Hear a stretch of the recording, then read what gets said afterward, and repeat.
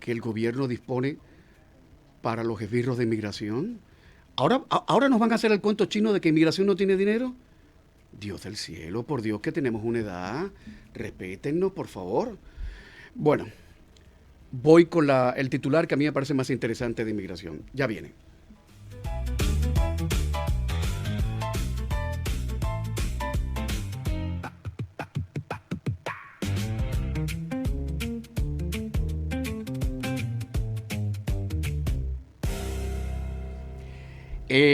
Lo decía al principio, lo repetí después. Un tribunal federal le acaba de decir a Marco Rubio: señor secretario de Estado, usted se pasó 3 pueblos. Usted excedió sus competencias legales cuando le dio a principio de año por aplicar la suspensión de visas de inmigrantes de Cuba y otros 74 países. Eso se lo ha dicho la jueza del Distrito Sur de Nueva York, Janet Vargas. Ahí estaban afectados inmigrantes de Brasil, Colombia, Cuba, Guatemala, Haití, Nicaragua, Uruguay, bueno, 74 países. 74 países.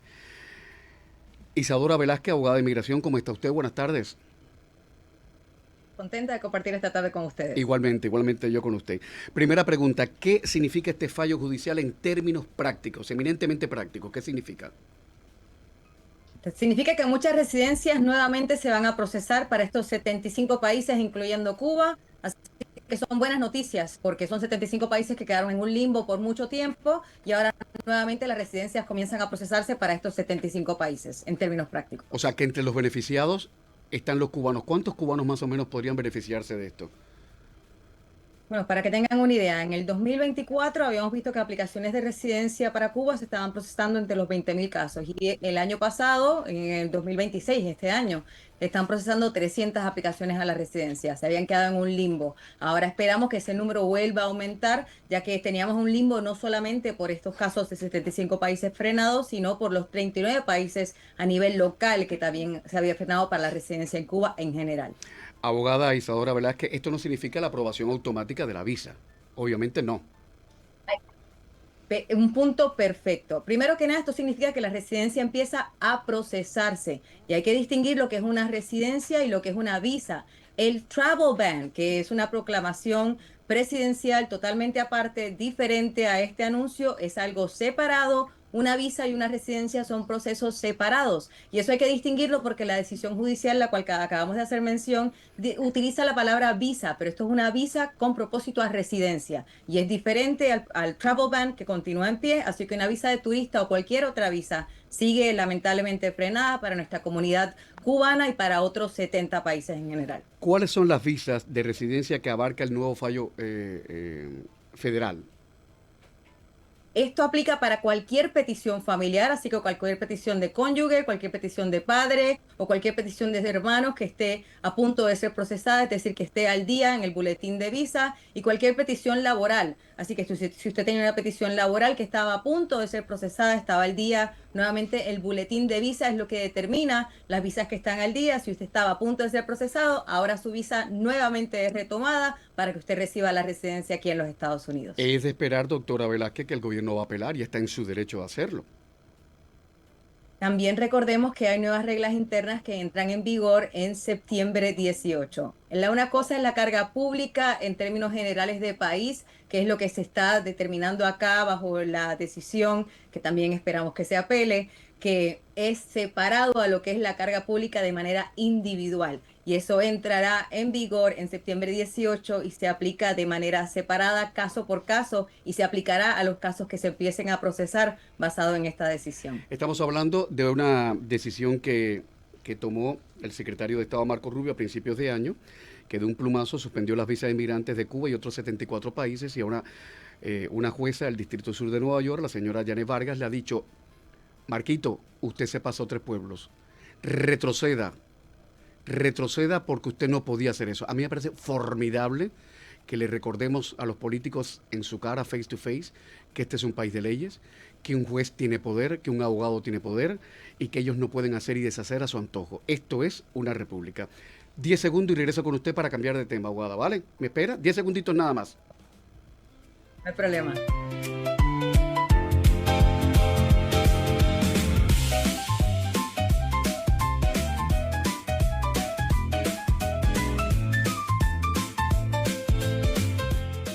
Pues ahora resulta el gobierno de Trump ha propuesto una tarifa de $103,000. Yo creo que el presidente cree que en las matas de mango de Homestead aparecen los dólares. $103,000 para las visas H-1B tras el revés judicial en junio, porque hace 2 meses le dijeron, no puede hacer lo que usted está haciendo, presidente, pero ahora ha puesto esta tarifa.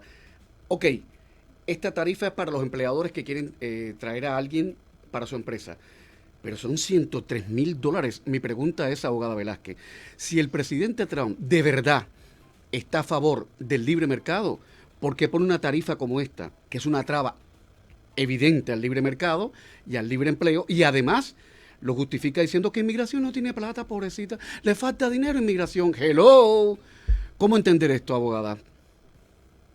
Esa es la contradicción. En sí, como el presidente lo ha justificado, y no digo que estoy de acuerdo, como lo ha justificado en las cortes, cada vez que lo hemos demandado, porque me uno al grupo de abogados que hemos hecho demandas, las demandas se han hecho a través de los Chambers of Commerce, y como se ha justificado el presidente, ha sido diciendo que estas visas han sido muy limitadas a las personas que se le han otorgado, y es por eso que se les debe implementar estos $100,000 o más de $103,000, debido a que son muy limitadas los grupos de negocios que los reciben y que estos grupos de negocios por ende deben ser restringidos para que no sean siempre las mismas personas quienes reciban estas visas. El argumento, en mi humilde opinión, no hace mucho sentido, más aún cuando se justifica del otro lado que este departamento recibe los mismos fondos que utiliza para ser suficiente, autosuficiente. Exacto. No hay una manera de justificar los fondos y de última manera, si lo que se busca es diversificar las personas que reciben la visa, hay otra manera de hacerlo que no sea cobrando este monto. Ese es el argumento judicial que está pendiente. Lamentablemente en las cortes anteriormente no se ha tenido el éxito que se esperaba con que no se implemente este monto. Así que veremos cómo lo deciden ahora, pero en estos momentos esto es la batalla judicial, la nueva batalla judicial con la visa H1B. Además de que es contradictorio y vergonzante y humillante para los empleadores, es una auténtica tontería y una auténtica idiotez. Y lo explico rapidito en cristiano. En estos momentos en que por la represión contra los inmigrantes, los cerebros mejor amueblados del planeta que trabajaban en los Estados Unidos se están yendo a Europa a ganar dinero a Europa y abandonando Estados Unidos, era el momento para decir, no, regresen, los queremos, que este país se ha hecho grande gracias a la inmigración de los grandes cerebros, de los grandes intelectuales, de los grandes tecnólogos. Ah, no, le meto una visa de $103,000 para que no entren. Es que es una cosa que yo También digo. la realidad es que, como bien mencionas, la lotería de visas el año pasado no tuvo, eso llegó al cupo que esperábamos, pero lo que vimos fue que los $100,000 que se esperaban, debido a que solamente aplicaba a posiciones nuevas, solamente se reciclaron las posiciones que estaban aquí. Así que el resultado que el presidente esperaba no se está viendo en los números y muy probable lo que siga haciendo sea, como bien mencionas, disuadiendo al talento que ya está acá en los Estados Exacto. Unidos de que se quede en el país. Yo vine a este país con la lotería de visa.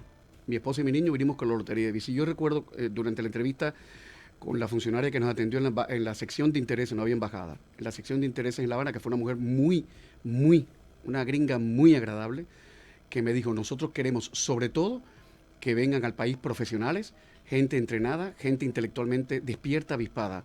Recuerdo que delante de mí un moreno, haciéndose el chistoso, le dijo a la cónsul, yo nunca he trabajado para este país, yo nunca he trabajado para este gobierno.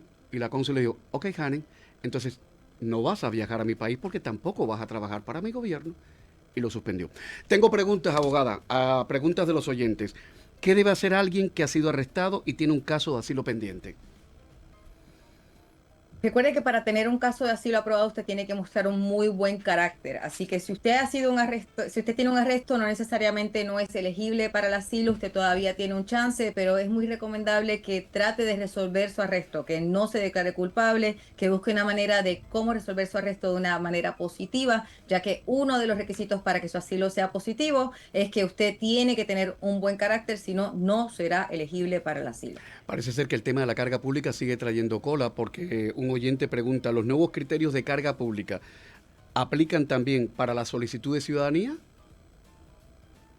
Técnicamente no, pero recuerde que la escritura de la ciudadanía ya de antemano nos habían dicho que van a ver la totalidad de las circunstancias. Hasta en un momento nos advirtieron que podían ir a la casa de nuestros vecinos y tocarle la puerta y preguntarle si usted es una buena persona. Así que aunque la carga pública, si usted ha tenido ayuda del gobierno y no es ayuda federal, usted podría ser elegible para la ciudadanía si usted muestra que usted podría ser una carga para los Estados Unidos. Técnicamente es un problema, así que por favor tenga cuidado. Si usted no califica para el beneficio, no lo pida, y si puede evitar tener el beneficio, mi recomendación sería que no lo tenga. Este es un oyente que me imagino que padece el síndrome de Estocolmo. Me dice, Camilo, estoy harto ya de las críticas que se le hacen al servicio de inmigración. Tiene que haber gente buena en el servicio de inmigración. Yo supongo que sí. Debe haber uno o dos que sean personas buenas, nobles, y que además entiendan lo que leen cuando leen un párrafo. Me imagino que sí, que debe haber uno, dos o tres agentes como eso. Pero este señor dice, ¿qué derechos realmente se están violando en cortes de inmigración? Porque si me guío por lo que dicen en la televisión los canales comunistas, así que hay canales comunistas en este país, pues siempre se está violando los derechos en las cortes de inmigración. A ver, Isadora Velázquez, ¿cuáles son los derechos que se violan en las cortes de inmigración y no lo que dicen los canales comunistas? Por ejemplo, un consejo que doy siempre es, si usted lamentablemente, digamos, se ha detenido aquí en el estado de la Florida, tome una acción rápida, porque confieso que en mi humilde opinión los mejores jueces los tenemos acá en el estado de la Florida. Son jueces que si se llegan a enterar de que usted fue detenido, digamos, como un pasajero en su auto, van a estar frustrados porque verdaderamente esos son derechos que estamos viendo que se están violando. Uno debe tener una causa probable para ser detenido. Si uno es un pasajero en un vehículo, no hace sentido que usted sea detenido, pero técnicamente personas que entran a los Estados Unidos sin autorización y son transferidos a otros estados no tienen derecho a la fianza. Acá en la Florida tenemos jueces justos que ven ese tipo de violaciones cuando somos detenidos sin causa y nos dan una fianza. Esos son el tipo de violaciones que estamos viendo en las cortes, cuando somos detenidos sin derecho alguno y ni siquiera eso no podemos pelear porque nos transfieren a otro lugar, no nos dan derecho a fianza y nuestros derechos son olvidados por completo. Lamentablemente en otras jurisdicciones que no son la Florida, no tenemos el derecho a pelear absolutamente nada. Y ahí es donde los jueces, como hablábamos anteriormente, sí hay buenas personas en Claro, claro que inmigración. las En hay. la Florida tenemos buenos jueces y es bueno tener eso en consideración. Claro que las hay. Hay gente buena donde quiera. Ahora que usted habla de las transferencias, un oyente me comentaba el otro día que le recordaba el proceder de inmigración, le recordaba el proceder de los presos políticos en Cuba. Él fue preso político y vivía en La Habana cuando lo echaron preso. ¿Sabe dónde lo mandaron? A Moa, en el extremo oriental del país, para que su familia pasara más trabajo aún para ir a verlo y llevarle la jabita de comida que conseguían. Esto era en los años 70. Abogada Velázquez, ¿por qué inmigración transfiere de una punta a otra del país a los detenidos? ¿Por qué lo hace? ¿Para molestar a la familia? ¿Para jorobar la pita? Lamento ¿Por qué? Sí, lamento decir con mucho peso en mi alma que esa es la razón, para que uno sienta poca motivación, para que no te puedan visitar, para que uno no sea elegible para la fianza, porque obviamente los abogados tenemos un mapa en el cual sabemos dónde una persona es elegible para la fianza, Ah, si ya. entró irregularmente por la frontera, es para que uno se pierda la motivación, para que uno firme su deportación y para que uno salga del país. Esa es la razón estratégica por la cual uno es transferido lejos de su familia sin importar las Y me circunstancias. imagino que también para obstruir el trabajo de los abogados. Porque si Isadora Velázquez tiene que ir ahora a Wichita, Kansas, tiene que pagarlo de su bolsillo. Vamos, cien por ciento, usted lo haría, correcto. Sí, lo pero es hacemos plata. regularmente. Ah, lo tiene que hacer, ¿eh? Claro, Ah, pero es plata, es claro, por plata. supuesto. El Oh, gobierno no nos paga el pasaje, por así Dios que santo, y por Dios santo. definitivamente es algo que se ve habitualmente. Y a último momento, Abogada Velázquez, por cierto, acabo de ver una noticia que me ha dejado anonadado, como dicen en las novelas mexicanas. Una madre y una hija que han sido detenidas, sacadas a la fuerza de un hospital en la Florida. Yo pensé que eso jamás iba a ocurrir. ¿Es legal sacar a un detenido a la fuerza de un hospital? sacar a la fuerza no es legal, pero últimamente estamos escuchando noticias de que ICE va a estar utilizando estos guantes con cierta electricidad para llevar a cabo detenciones. Así que eso nos lleva a cuestionar cuánta fuerza va a ser legal para llevar a cabo detenciones. Técnicamente hay cierta fuerza que utilizan las personas para llevar a cabo detenciones, que ahora vamos a estar cuestionando qué es legal, cuál es la línea fina en cuestión de la violencia técnicamente que pueden utilizar estos oficiales para llevar a cabo estas detenciones. Estos guantes son extremadamente controversiales, ya habíamos visto de antemano cierto ejercicio de violencia, por llamar así, a personas que de por sí no son violentas. Nuestra comunidad inmigrante no es una comunidad conocida por ser violenta. Hemos visto niños que con esposas, un nivel de violencia al nivel de cómo se llevan a cabo estos arrestos que ahora esperamos aumente por los anuncios que ICE nos ha dado.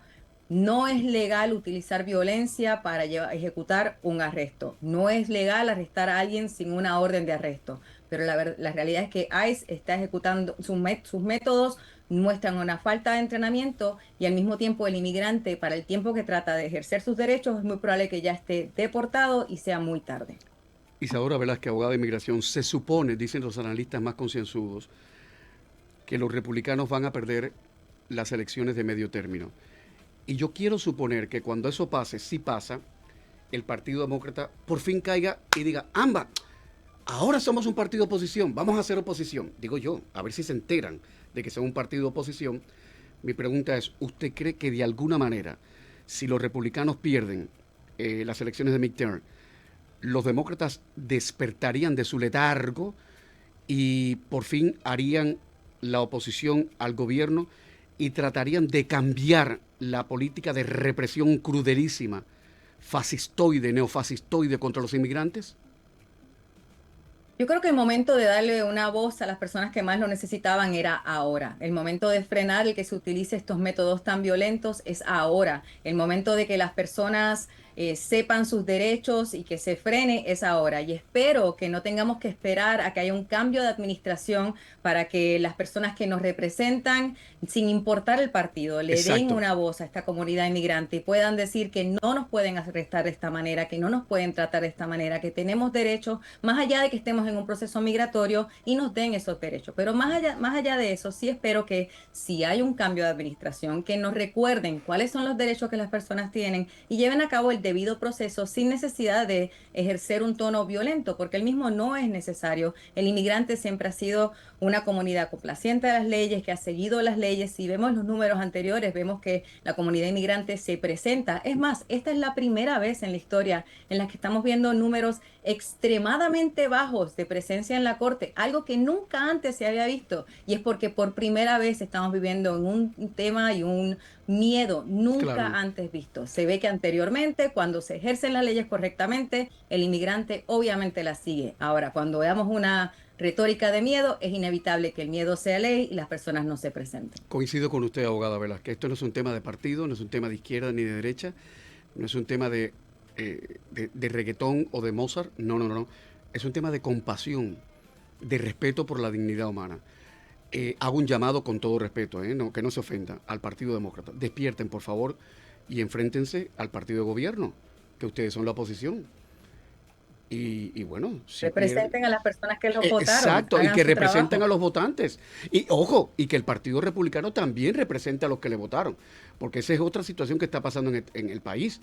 Gente que votó por el Partido Republicano y ahora dicen, ¿por esta gente voté yo?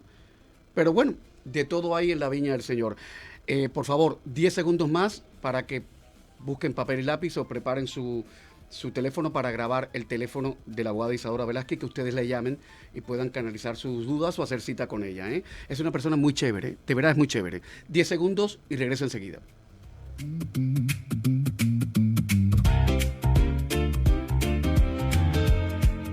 ¿Se han fijado que pongo estas musiquitas cuando hablamos de inmigración? Porque es que si no lo que nos queda es llorar, o gritar, o decir un improperio, una barbaridad en la radio. Y eso no, perder el estilo jamás. Como decía la reina Isabel, primero muerta que sencilla. No, no se puede perder el estilo. Isadora Velázquez, su teléfono, por favor. Siempre nos pueden llamar a su conveniencia al 305-938-0676. Nuevamente ese es el 305-938-0676 para servirles. Abogada Velázquez, como siempre, un placer. Feliz tarde para usted, ¿vale? Cuídese mucho. Igual para ustedes, se cuidan.